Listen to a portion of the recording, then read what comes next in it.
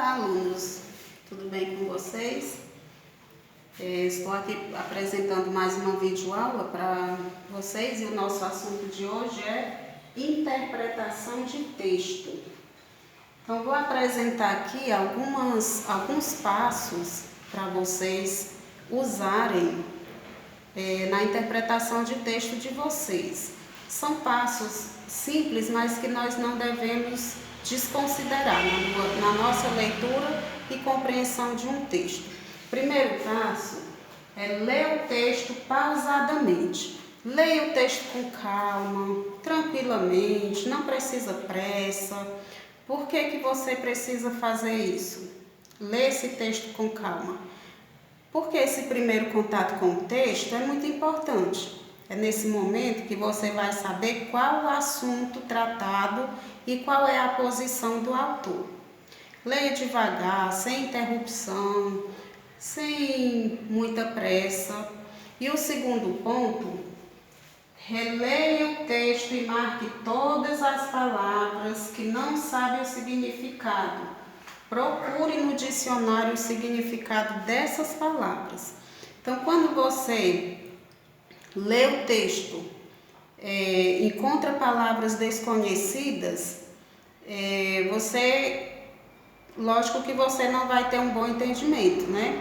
Então, quando você sabe o significado dessas palavras sobre o assunto, então na segunda leitura que você vai fazer, você já vai ter um entendimento mais detalhado dessa leitura, das frases, das palavras.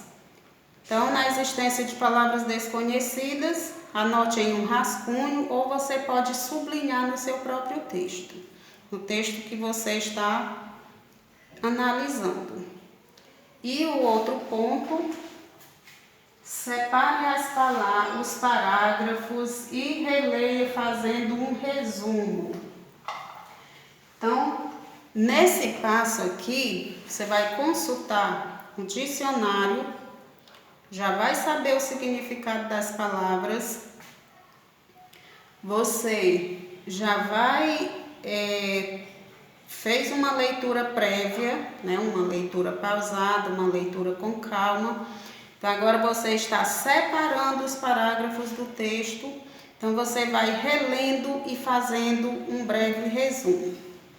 Então, quando você separa esse texto em parágrafos, à medida que lê, utilizando os rascunhos, você pode fazer um pequeno resumo dessas suas anotações, desse seu rascunho. Então, a partir daí, você está exercitando a sua capacidade de compreensão da leitura que está fazendo. Então, resuma tranquilo o que lê. Agregar o texto, ou seja, juntar o texto, ideias precipitadas, não demonstra concentração e isso pode levar você a divagar o assunto. Ou seja, você vai fazer de forma lenta essa compreensão e vai estar, de certa forma, vagueando no seu entendimento da leitura. Então, não tire conclusões erradas das ideias do texto.